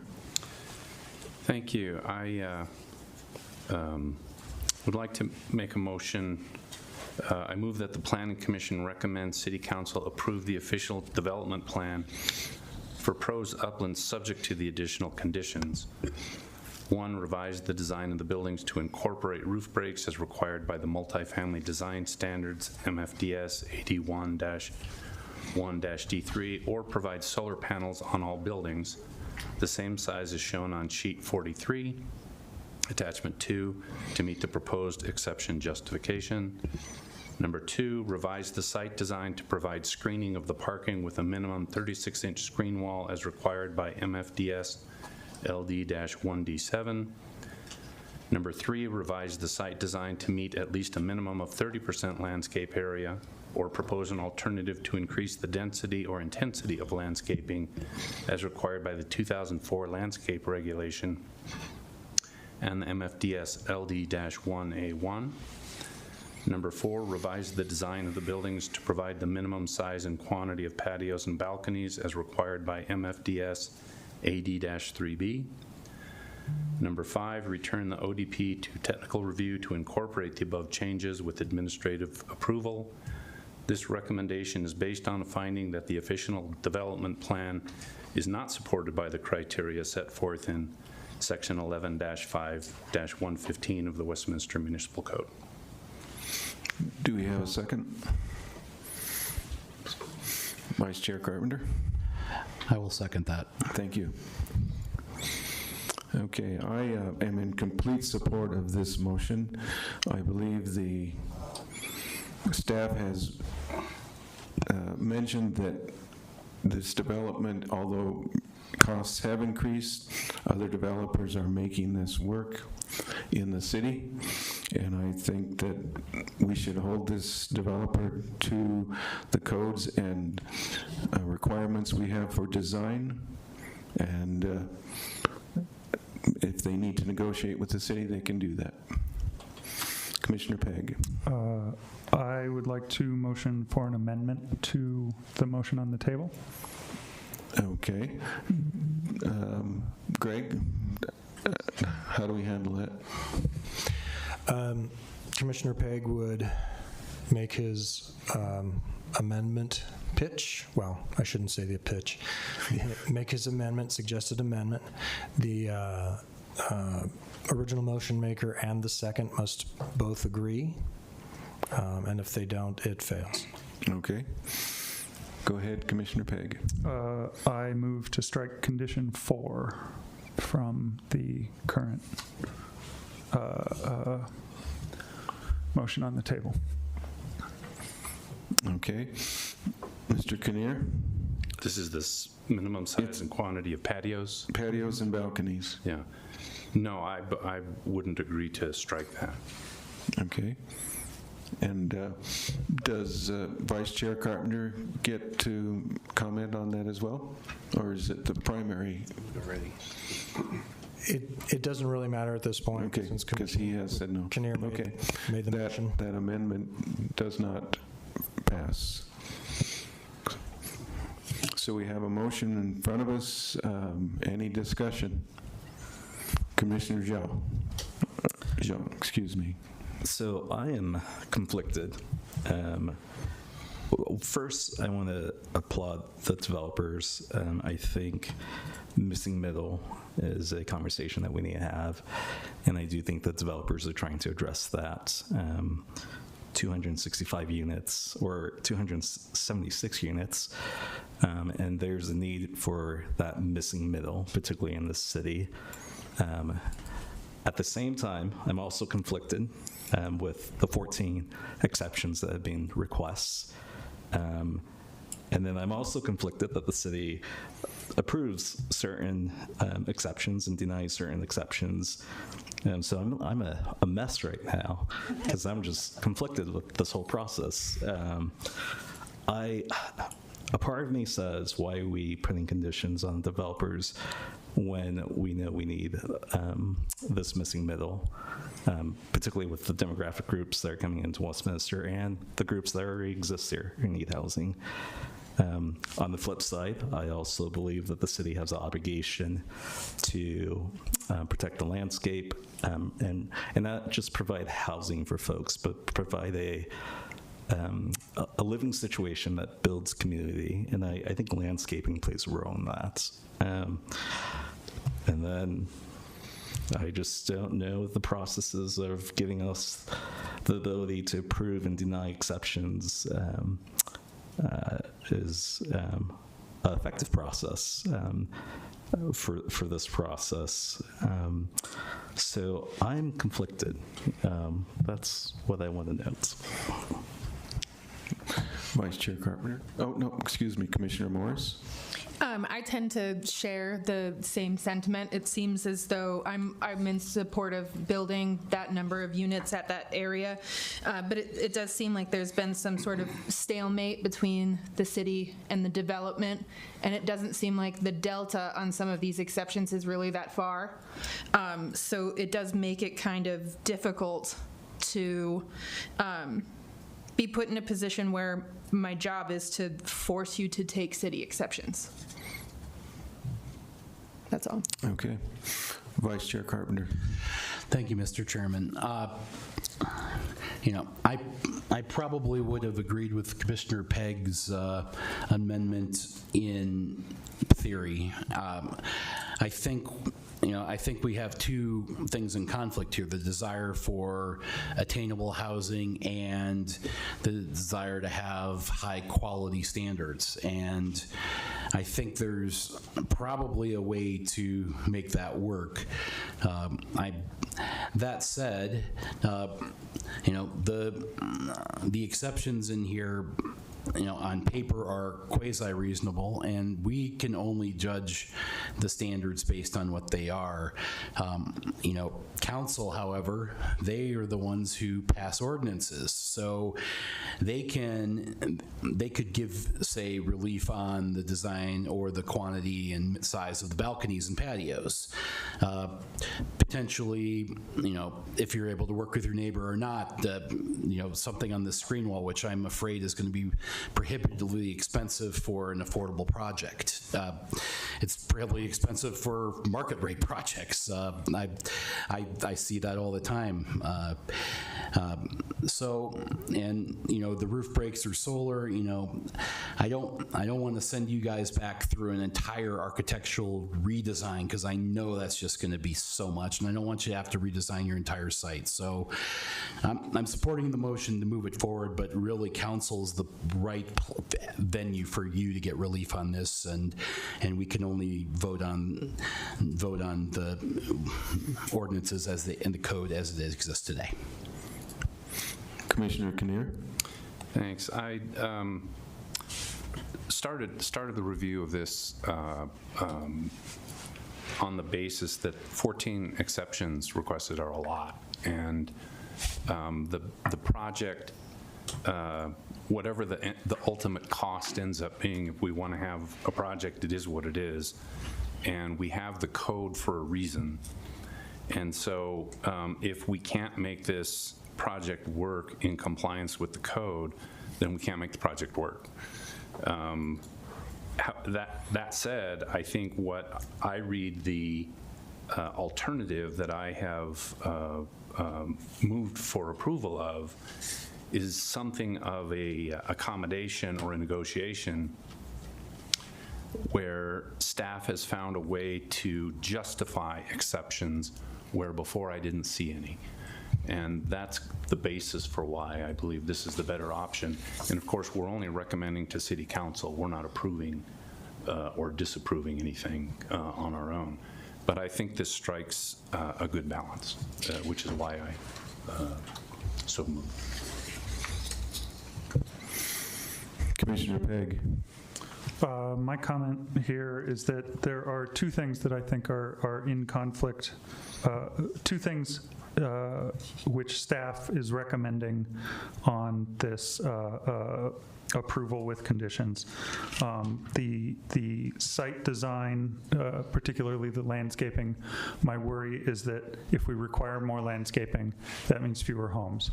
There's a forthcoming BRT corridor on Federal Boulevard.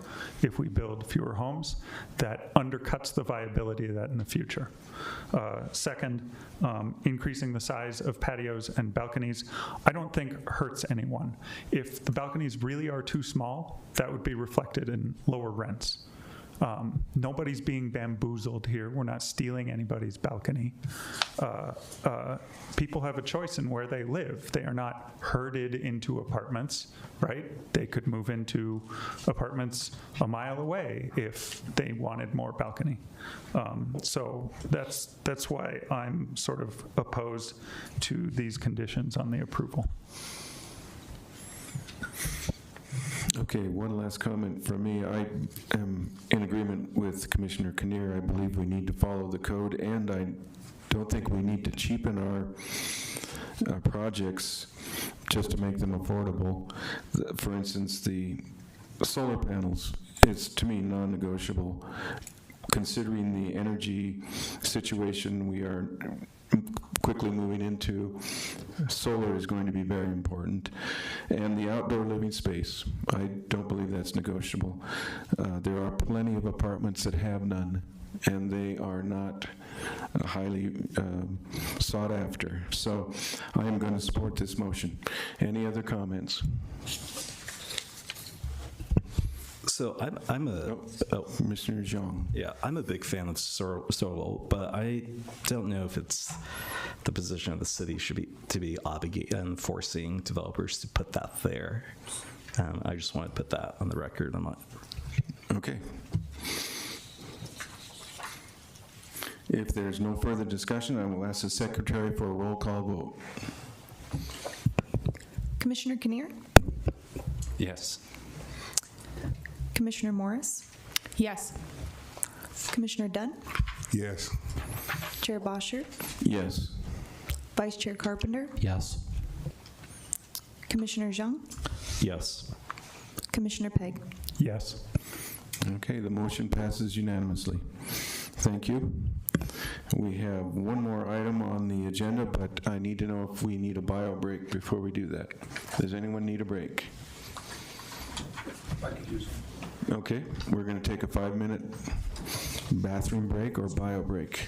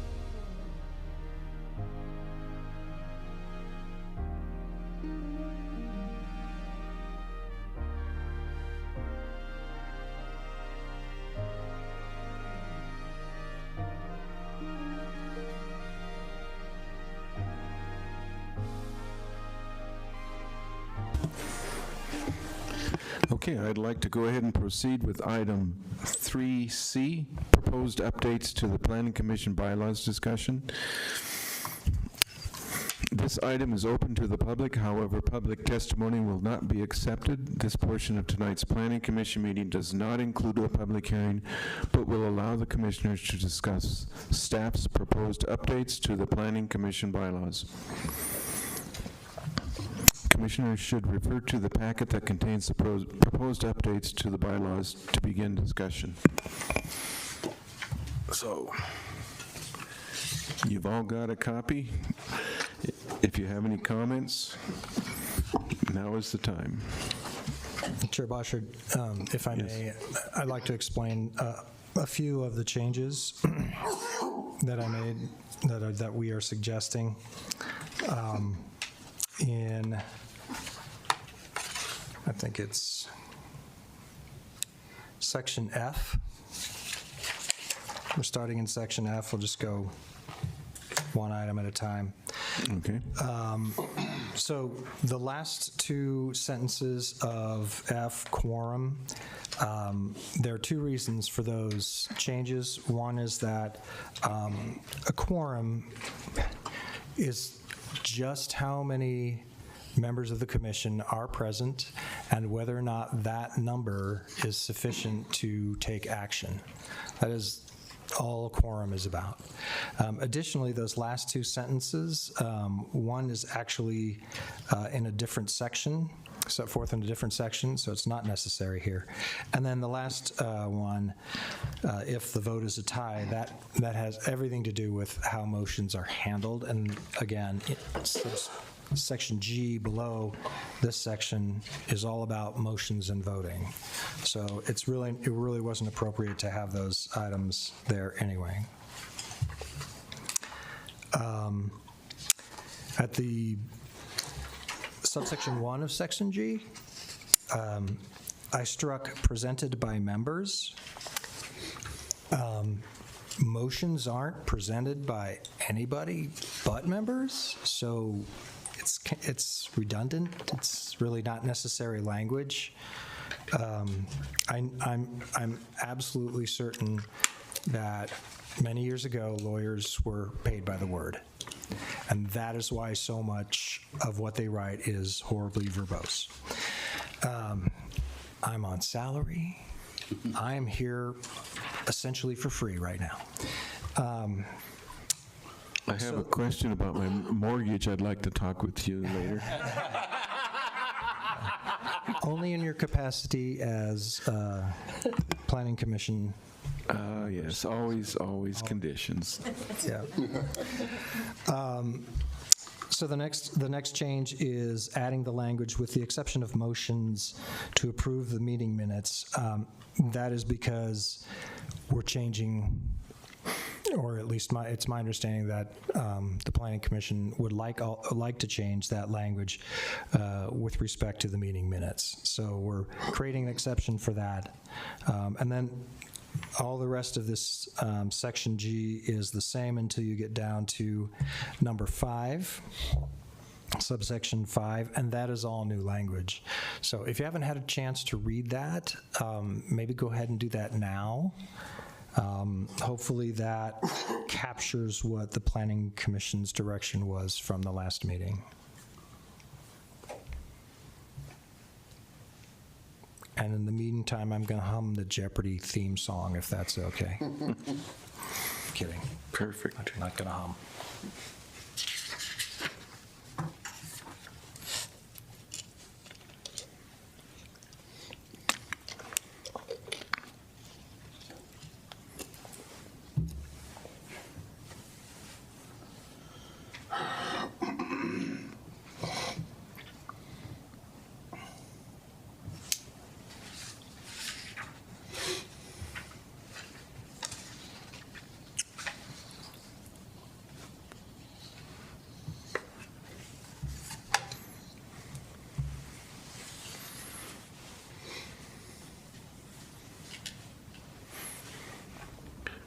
Mr. Graham, are we going to be voting on this tonight, or are we just reviewing? You can vote on this tonight, but if you would prefer to postpone the vote to another meeting, that's fine as well. Okay. I will say that is how I understood G5. Thank you.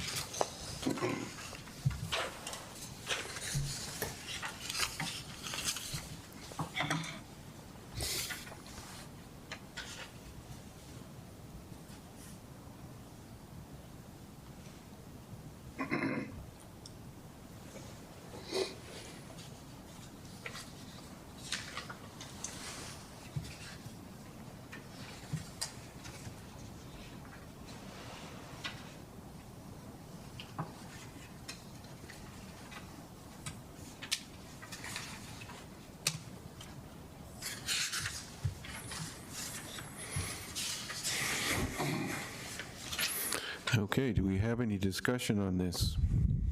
I think everyone's had a chance to read it. I think these are appropriate changes. I appreciate it. But I will entertain any other comments.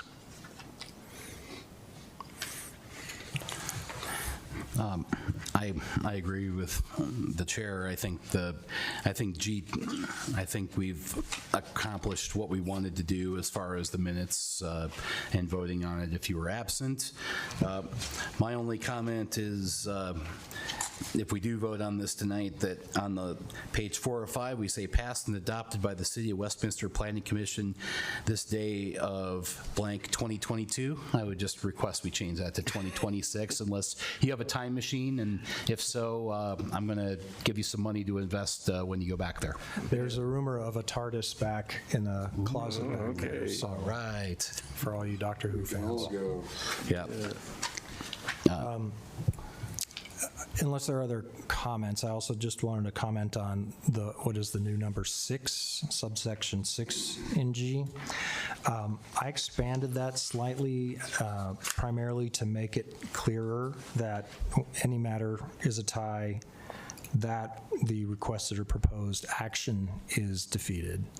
That's typically how things are done, and I will tell you, I ran into a situation where that was not clear with a Board of Adjustment that I worked with, and the jurisdiction was sued over that, and unfortunately the judge, who will remain nameless, did not seem to understand that a tie means the item that was presented was not approved and therefore failed. So I'm a big fan of keeping that language in all bylaws, so it's very, very clear. And I just wanted to expand it a little to make it as crystal clear as possible. Commissioner Kinnear? Yeah, so we do have a word expansion here, requested or proposed. Correct. Were you paid for those words? I was not, actually. That was, I threw those in for free. Okay. I was paid for moving that sentence down. Okay. But, $5 is $5. I would move that I'm sorry, I'm getting ahead of you. No. You haven't. You were ahead of him, and so if you, Commissioner Pegg, did you have a comment? Or I do have a comment. It's about section I on the time limits. We had quite the discussion about time limits, and I noticed tonight that we went over 5, and so I'm simply respectfully requesting that we really stick to that 5-minute limit. Okay.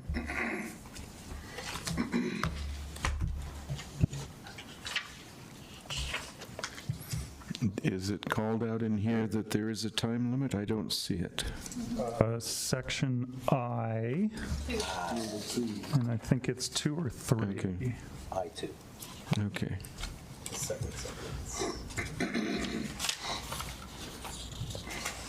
Again, if we allow people to go over, even though we're trying to be kind, it opens up to baseless accusations of bias. And so I think, given nobody wanted a 3-minute time limit last time, 5 should be 5. Okay.